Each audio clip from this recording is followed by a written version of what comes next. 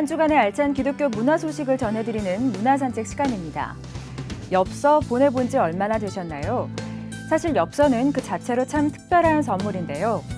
디지털 기술의 발달로 이메일, SNS 등을 통해 소식을 전하는 요즘에는 거의 찾아볼 수 없게 됐습니다. 여기 우리 앞에 100년 전에 아주 특별한 엽서들이 도착했습니다. 초기 한국 선교사들이 보낸 엽서, 그 안에 담긴 복음과 선교 소식을 오늘 문화산책에서 만나봅니다.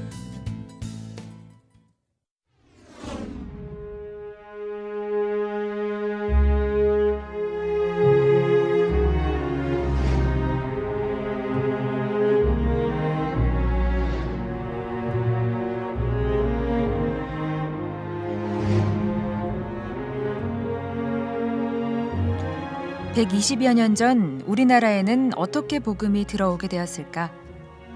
또 초기 선교사들은 어떤 방법으로 복음을 전파했을까?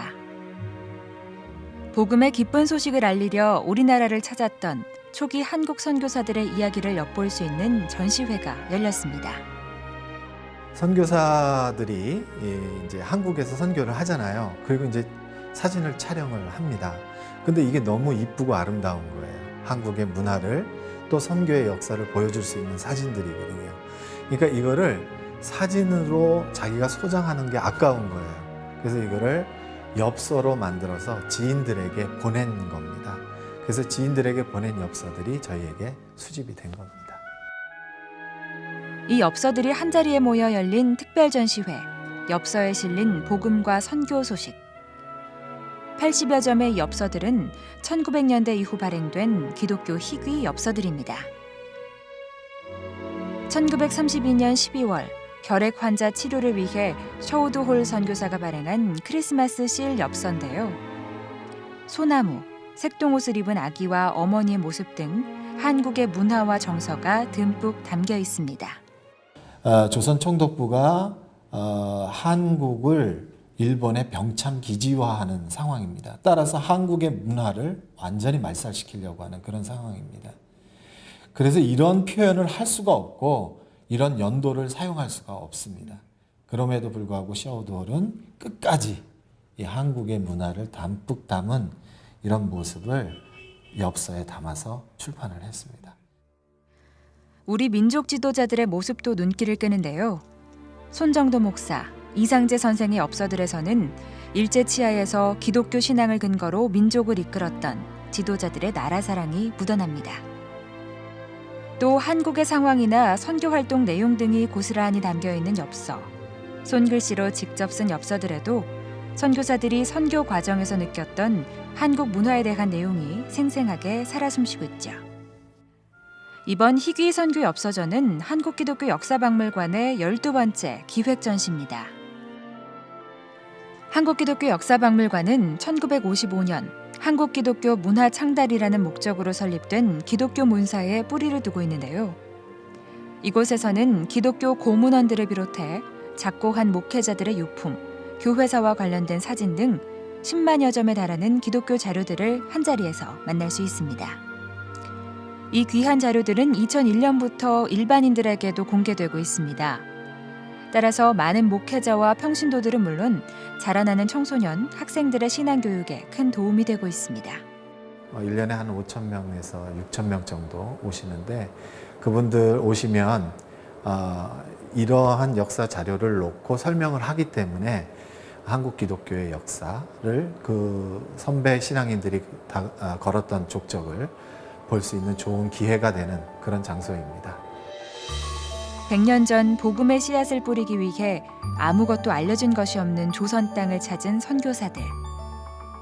하늘의 미랄이 되어 헌신한 그들의 꿈과 열정은 우리에게 깊은 감동을 주는데요.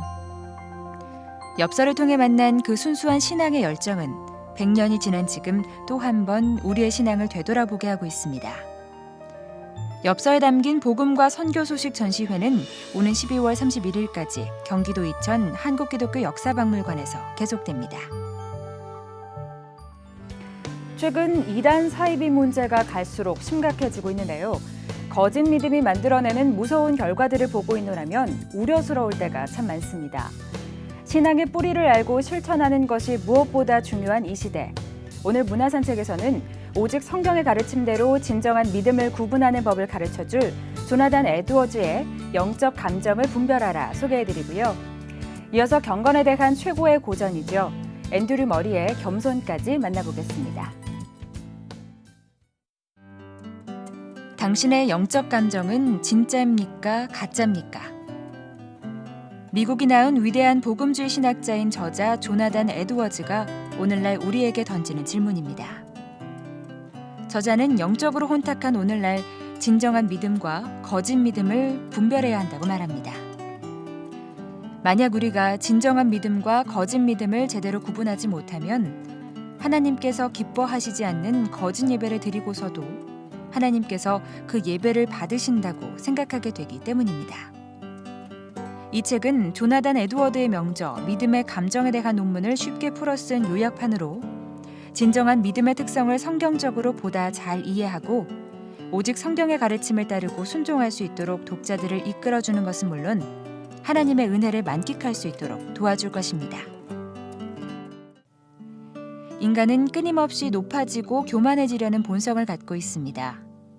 이러한 본성을 누르고 오직 예수 그리스도를 닮아가고자 하는 일, 말처럼 쉽지만은 않죠.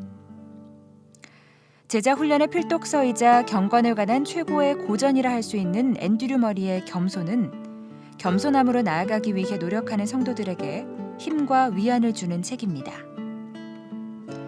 저자는 우리 모두가 인간이기에 여전히 교만할 수 있다고 말합니다. 하지만 그럴수록 하나님의 은혜를 간구하며 겸손해져야 한다고 강조합니다. 짧지만 강하고 명확한 메시지로 겸손의 원리를 풀어나가고 있는 이 책은 지치고 힘든 순간 우리의 삶을 다시 한번 돌아볼 수 있는 힘을 줄 것입니다.